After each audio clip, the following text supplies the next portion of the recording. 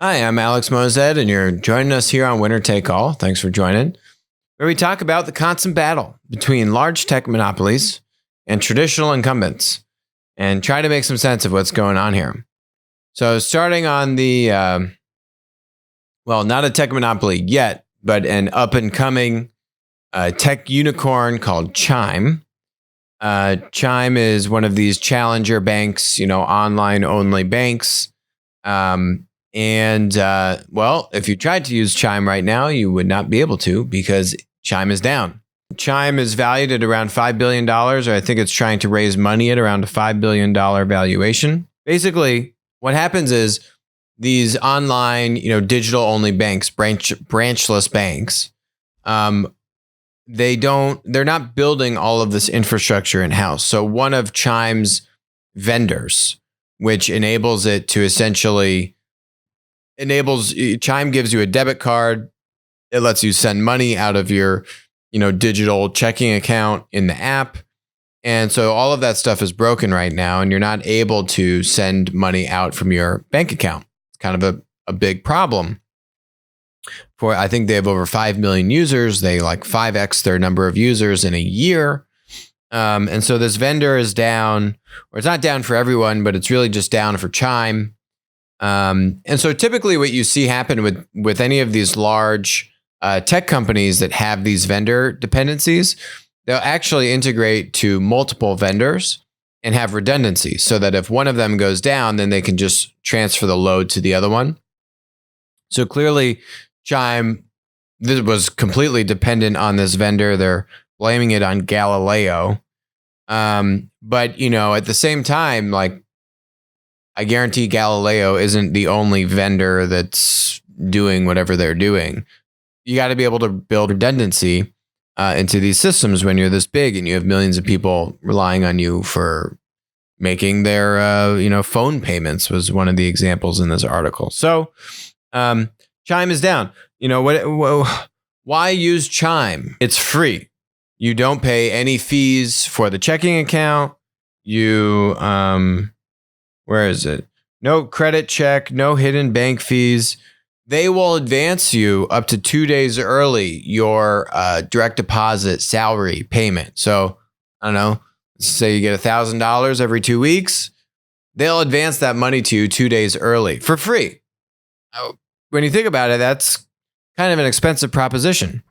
And then they're saying that, they don't do a credit check on you, so the underbanked population that might have bad credit can still get a bank account. And they're saying that how do they make money? They're saying that they give you this debit card, which isn't working right now. And when you use that debit card, the fees that Visa collects from the merchant, which I think is around 2%, roughly, give or take, from the merchant, then they have a relationship with Visa, and Visa's passing through some of that, that fee essentially as a rebate or a kickback to Chime. And that's how they're making their money. So when you use the debit card and the merchant pays a fee, then Chime is making some money.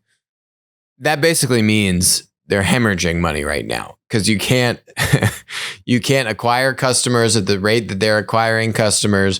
You can't advance them 2 days on their paycheck and do all these other things just by making I don't know, maybe Visa pays them max 50 basis points. Max 50 basis points. Guarantee Visa's not getting them half the fees that Visa's taking. No way.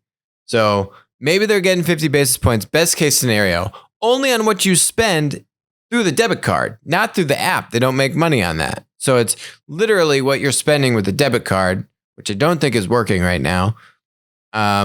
And maybe they get 50 basis points on that. They don't make any money. They just hemorrhage a lot of money. And I think that's generally the challenge that a lot of these kind of challenger banks have. How do traditional banks make money? Well, they have about 50% in fees and then 50% in loans.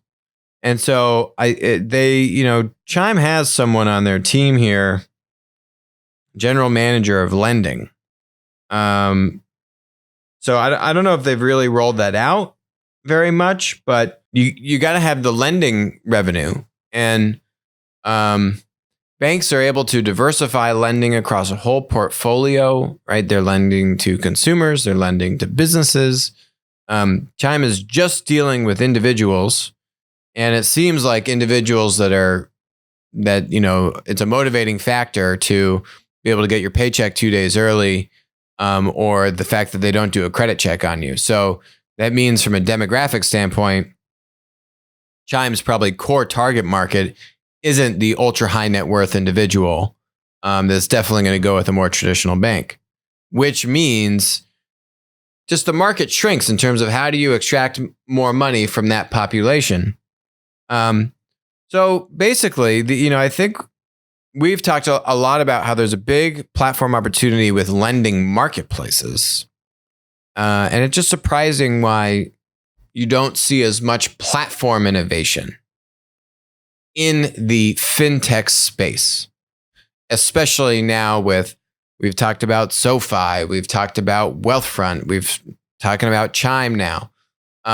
Where is the platform innovation? There's no supply side network effect on any of these businesses. These are now massive companies, multi-billion dollar companies.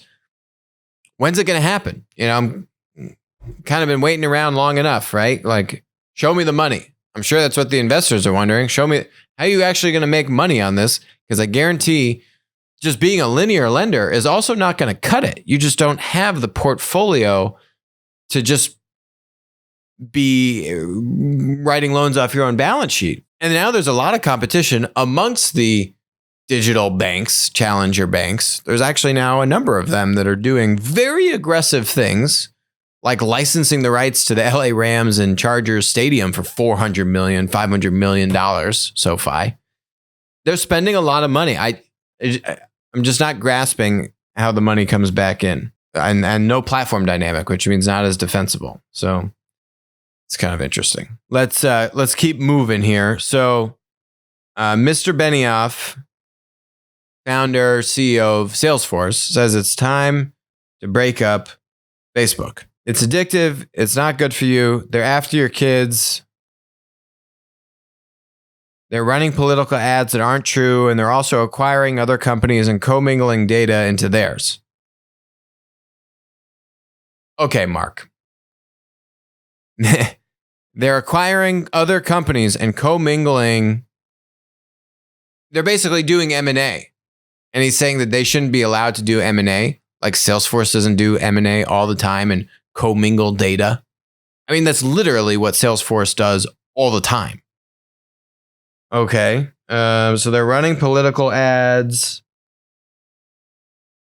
And I think at the point, because they're now doing that they probably should be broken up because they're having an undue influence as the largest social media platform on the planet. Still don't get it.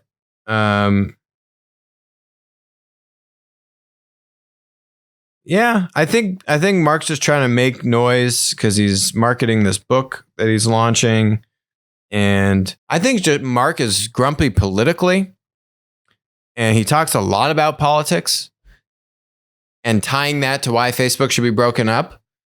And I think this comes back to what we've talked a lot about on the show, which is that Zuckerberg has actually said he wants to be regulated. He doesn't want to decide what content we should be taking down because it's abusive or inappropriate versus where's the violation of free speech. And he's actually asked the FTC and the government to actually help paint those lines for Facebook and others like Facebook. Again, but breaking the companies up isn't going to solve it. I mean, Instagram is massive in its own right. Facebook is massive in its own right.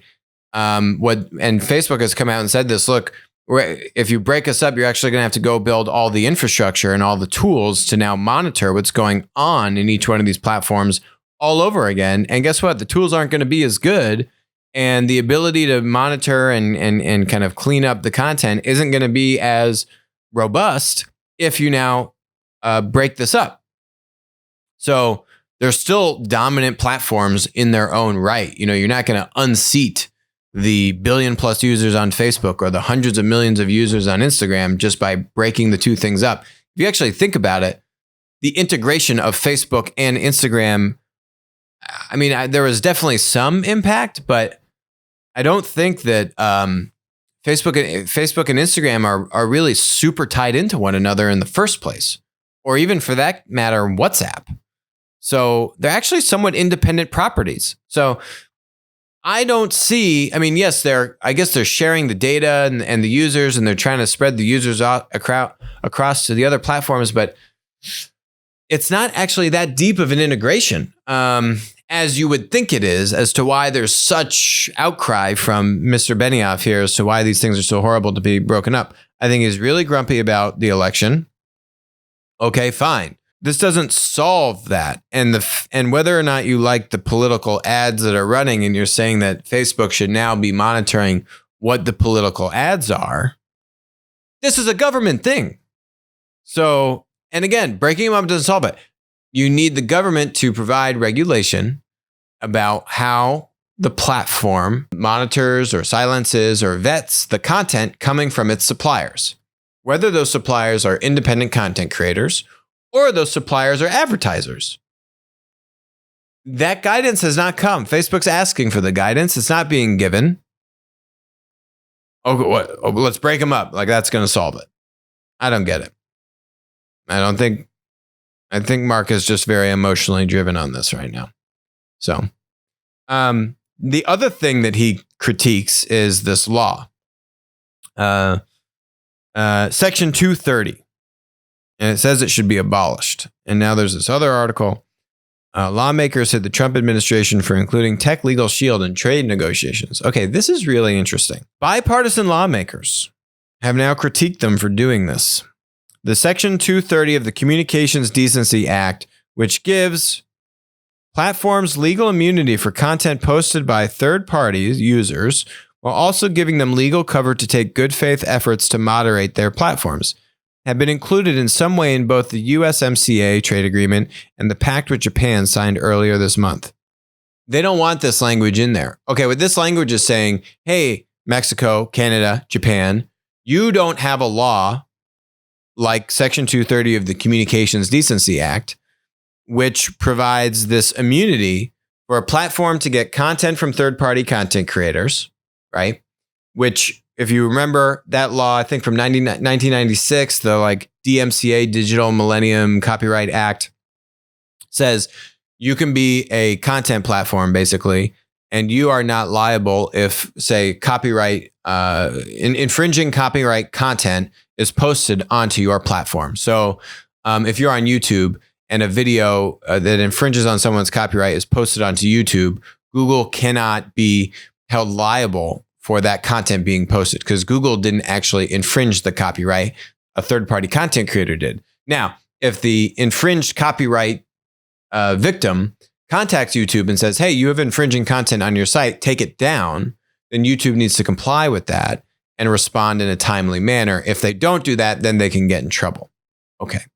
So that's what the DMCA set up, was that immunity. What Section 230 is saying is these platforms can now also take good faith efforts to moderate their platforms and remove abusive or hateful content, right? And ban users or take down content.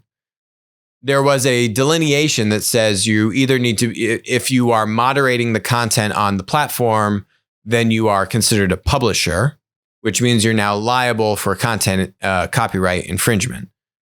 This is saying, hey, the content's coming from third parties, but you still need to have some level of moderation. Otherwise, it's the Wild Wild West. In our book, we talk about a video streaming platform from many, many, many years ago, which I won't get into in terms of what happened there. Completely unregulated live streaming platform that connects random people over video to each other. And if you were using the platform, I guess 10 years ago, you probably are familiar with what would happen every other video stream that would pop up on your screen. Not enjoyable. Maybe to some people, but not to me at least. Section 230 provides immunity for them to basically have both of these activities. Okay. Politicians, both Republicans and Democrats, don't want this included in trade agreements. It makes no sense to me. Why would you want to inhibit the ability of a U.S. tech platform company from being able to operate with this level of immunity abroad? I don't get it. I just don't get it. Aren't these U.S. congressmen and women that are supposed to be supporting U.S. companies and U.S. influence abroad? I mean, China gets it. China gets it in spades. China is extremely smart, especially at the government level, with the power that comes with tech platform monopolies. We've spoken at this extensively, especially in the past few weeks. China absolutely understands. China has three basic mechanisms of strength: economically, militarily, and the third one's technology. And the big chunk of that technology branch is tech platforms. The other one would be like Huawei, for example, which is linear kind of infrastructure tech. But absolutely, that third bucket, the majority of the power is tech platforms. And tech platforms influence abroad. Okay? Like what we've talked about with Tencent. So why, as a US congressperson, would you try to actively hurt the ability for our US tech platform companies to operate under this model abroad? It just makes zero sense. It just doesn't make any sense at all. So, I don't know. These lawmakers, they don't understand the internet, let alone platform businesses. It really is just, every time we run into this, it's just right over their head. Or they're just bought off. I don't know I don't want to say that they are this inept, right? I don't want to say that they aren't sharp. They have to be sharp to be in the position that they're in. It just seems that they have some serious conflicts of interest here, and they're not acting in the best interest of the United States of America. I just don't know how you argue any other way around this. It just doesn't this isn't a political thing, and this is a bipartisan reaction. Zero sense. Okay. On to Netflix. So Netflix is way up. Was I wrong about Netflix? Oh, hey, Alex, Netflix is up. They beat on earnings. Netflix is still screwed long term. Absolutely. Not screwed, but they're just not going to be what they were. As we've said, the only chance that Netflix has to continue to sustain itself or justify its valuation is on the heels of international growth. Absolutely. We've made that point very clear. And that's actually exactly what you see here happening. So their domestic paid subscriber additions, they missed. They got 500,000. They were supposed to get 800,000. It's a decent sized miss. Their business in the United States is fundamentally challenged. The growth that they're going to see in the US will never be what it used to be. And it's going to be very expensive to hold on to these customers as more, pure play digital content players get into the game. Disney Plus is about to come out, and it's going to get very expensive. So the U.S. business is very challenged. And by the way, that's the core of their business. Don't be fooled by the pure volume of the international paid subscriptions, right? So they beat by 200,000 from the international subscription, 6.25, 6.26 versus 6.05 million.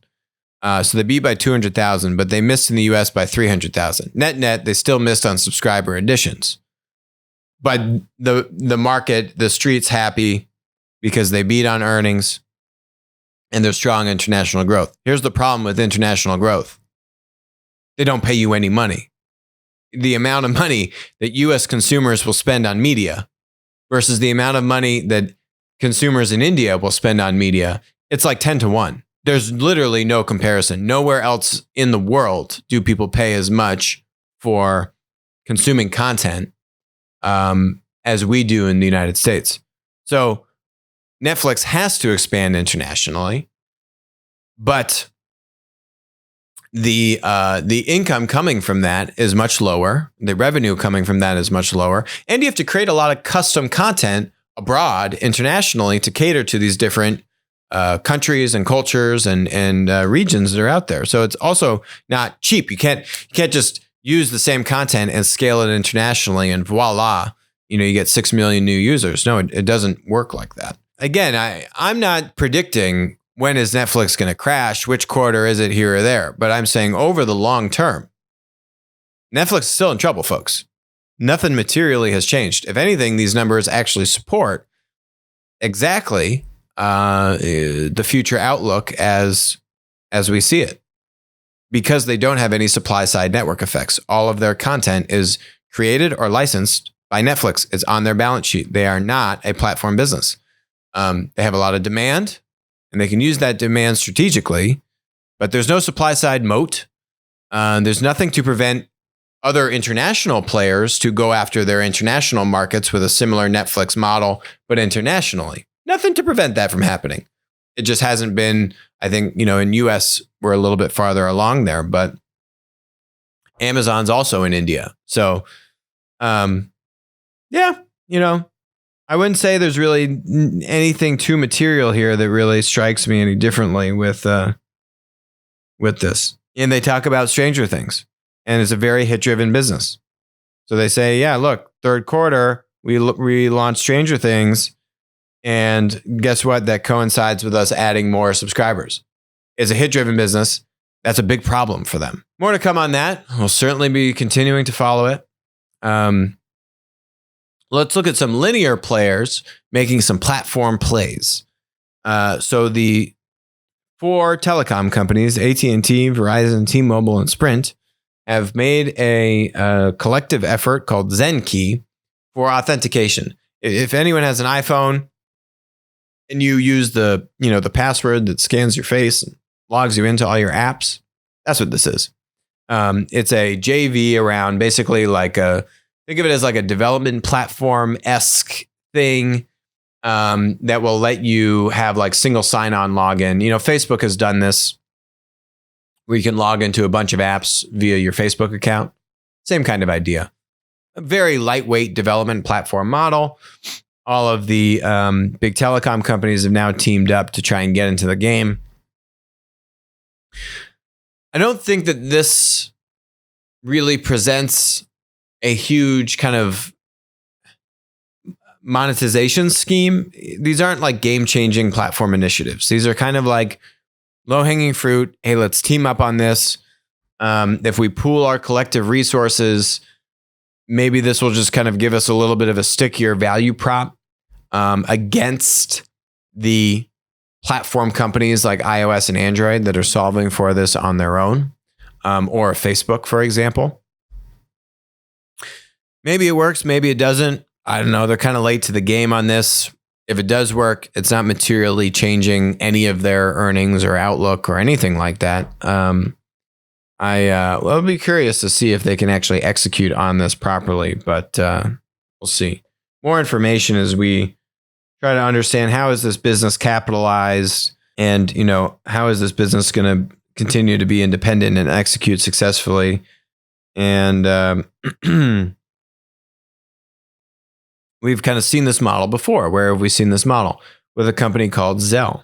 It's actually very similar. You kind of had these like independent kind of like technology providers to the industry. So that the business that owns Zelle, similar to this company that owns ZenKey, looks like it's called Live X Live. They have a technology. It's a linear model. They're kind of like technology providers to the big players. Maybe the big players are like white labeling their thing or something like this.